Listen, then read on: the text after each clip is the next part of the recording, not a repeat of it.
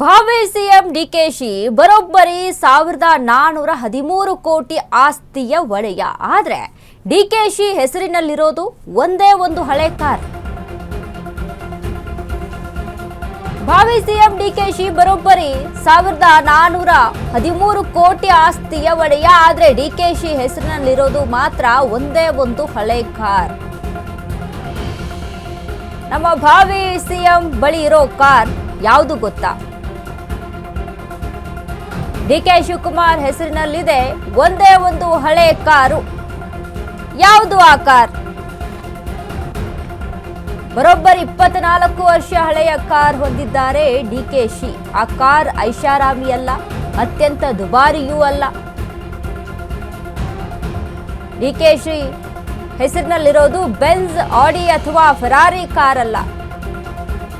ಆ ಕಾರನ್ನ ಗ್ಯಾರೇಜ್ನಿಂದ ಹೊರ ತೆಗೆಯೋದೇ ಇಲ್ಲ ಡಿಕೆ ಶಿವಕುಮಾರ್. ಆದ್ರೆ ಪ್ರೀತಿಯಿಂದ ಕಾರ್ ನೋಡಿಕೊಳ್ತಿರೋ ಕನಕಪುರ ಬಂಡೆ. ಆ ಕಾರ್ ಯಾವುದು ಗೊತ್ತಾ? ಒಂದೇ ಒಂದು ಹಳೆ ಕ್ವಾಲಿಸ್ ಕಾರ್. ಭಾವಿ ಸಿಎಂ ಡಿಕೆಶಿ ಬರೋಬ್ಬರಿ 1413 ಕೋಟಿ ಆಸ್ತಿಯ ಒಡೆಯ. ಆದ್ರೆ ಅವ್ರ ಹೆಸರಿನಲ್ಲಿರುವಂತದ್ದು ಕ್ವಾಲಿಸ್ ಅನ್ನುವಂತ ಹಳೆ ಕಾರ್ ಮಾತ್ರ. ನೋಡಿ, ಕೆಲವೊಂದು ವಸ್ತುಗಳಿರುತ್ತೆ ನಾವು ಬಳಕೆ ಮಾಡಿದಂಥ ಅಂದ್ರೆ ಸುಮಾರು 24 ವರ್ಷದಿಂದ ಹಳೆಯ ಕಾರ್ ಅಂತ ಇದೆ. ಡಿಕೆಶಿ ಆ ಕಾರ್ ಕಥೆಗೇನು?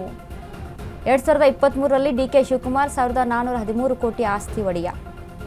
ಡಿಕೆಶಿ ಹೆಸರಿನಲ್ಲಿ 24 ವರ್ಷ ಹಳೆಯ ಕ್ವಾಲಿಸ್ ಕಾರ್ ಇದೆ. 2007ರಲ್ಲಿ ಟೊಯೋಟೋ ಕ್ವಾಲಿಸ್ ಕಾರ್ ಖರೀದಿಸಿದ್ದಂಥ ಡಿಕೆಶಿ ಭಾರತದಲ್ಲಿ 15 ವರ್ಷ ಹಳೆಯ ಕಾರ್ ಬಳಕೆಗೆ ನಿರ್ಬಂಧ ಇದೆ. ಆ ಕಾನೂನು ಪ್ರಕಾರ ಡಿಕೆ ತಮ್ಮ ಕ್ವಾಲಿಸ್ ಕಾರ್ ಬಳಸುವಂತಿಲ್ಲ. ಕ್ವಾಲಿಸ್ ಕಾರನ್ನ ಇಂದಿಗೂ ಗ್ಯಾರೇಜ್ನಲ್ಲಿಟ್ಟಿರುವಂಥ ಡಿಕೆ ಶಿವಕುಮಾರ್ ಕಾಳಜಿ ಪ್ರೀತಿಯಿಂದ ಕಾರ್ ನೋಡಿಕೊಳ್ತಿದ್ದಾರೆ ಡಿಕೆಶಿ. 2023ರ ಚುನಾವಣಾ ಅಫಿಡವಿಟ್ನಲ್ಲಿ ಕಾರ್ ಬಗ್ಗೆ ಉಲ್ಲೇಖ. 2023ರಲ್ಲಿ 1413 ಕೋಟಿ ಆಸ್ತಿಯ ಒಡೆಯ. ನೋಡಿ, ಕೆಲವೊಂದು ವಸ್ತುಗಳನ್ನ ಇರ್ತವೆ, ಕೆಲವೊಂದು ವಸ್ತುಗಳನ್ನ ಅವನ್ನ ಬಳಕೆ ಆಗ್ಬಿಡ್ತು ಅಥವಾ ಅದೆಲ್ಲ ಈಗ ಬಳಕೆಗೆ ಬರಲ್ಲ ಅಂತಂದ್ರೂ ಅದನ್ನ ಬಿಸಾಡೋಕೆ ಅಥವಾ ಬೇರೆ ಎಲ್ಲೋ ಕೂಡ ಎಸೆಯೋಕೆ ಅದನ್ನ ಮನಸ್ಸಾಗಲ್ಲ. ಕೆಲವೊಂದು ನಾವು ಹಾಗೆ ಸೇಫ್ ಆಗಿಟ್ಟಿರ್ತೀವಿ. ಯಾಕೆ ಅಂತಂದ್ರೆ ಅದ್ರ ಜೊತೆ ಇರುವಂಥ ಮೆಮೊರೀಸ್ ಆಗಿರ್ಬೋದು.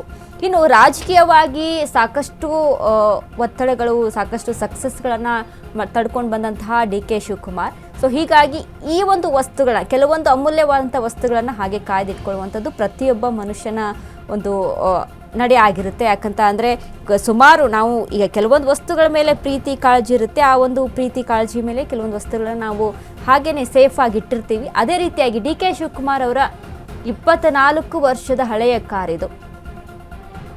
ಈಗ ಕಾನೂನಿನ ಪ್ರಕಾರ 15 ವರ್ಷದ ಮೇಲ್ಪಟ್ಟಂಥ ಕಾರ್ಗಳನ್ನು ಬಳಕೆ ಮಾಡುವಂತಿಲ್ಲ. ಸೊ ಹಾಗಾಗಿ ಕಾನೂನು ಪಾಲನೆಯನ್ನು ಕೂಡ ಮಾಡಬೇಕು, ಕಾರನ್ನು ಸೇಫಾಗಿ ಇಟ್ಕೋಬೇಕು ಅನ್ನುವಂಥ ನಿಟ್ಟಿನಲ್ಲಿ ಗ್ಯಾರೇಜ್ನಲ್ಲೇ ಹಾಗೆ ಇಟ್ಟಿದ್ದಾರೆ ಆ ಕಾರನ್ನು ಅಂತ. ಬಟ್ ನೋಡಿ, ಸಾವಿರಾರು ಕೋಟಿ ಒಡೆಯ ಆದಂಥ ಡಿಕೆ ಶಿವಕುಮಾರ್ ಇತ್ತೀಚೆಗೆ ಅವರು ಸಾಕಷ್ಟು ಇಡಿ ಆಗಿರ್ಬೋದು, IT ಕೇಸ್ ಇವನ್ನೆಲ್ಲವನ್ನು ಕೂಡ ಎದುರಿಸಿದ್ದಾರೆ. ಅದನ್ನು ಹೊರತುಪಡಿಸಿ ನಾವು ಮಾತನಾಡೋದಾದರೆ ಈಗ ಅವರ ಪುತ್ರಿಯ ಹೆಸರಿನಲ್ಲಿ ಕೂಡ ಇರುವಂಥ ಆಸ್ತಿಪಾಸ್ತಿಗಳನ್ನು ಕೂಡ ನಾವು ಗಮನಿಸ್ಬೋದು. ಅಂದರೆ ತಮ್ಮ ಹೆಸರಲ್ಲಿ ಯಾವುದೇ ರೀತಿಯಾದಂಥ ಆಸ್ತಿಯನ್ನು ಅಲ್ಲಿ ಇಲ್ಲದೆ ಕೇವಲ ಒಂದು ಹಳೆಯ ಕಾರನ್ನು ಮಾತ್ರ ತಮ್ಮ ಹೆಸರಿಗೆ ಆಸ್ತಿ ಅಂತ ಉಲ್ಲೇಖ ಮಾಡಿದಾರಂತೆ.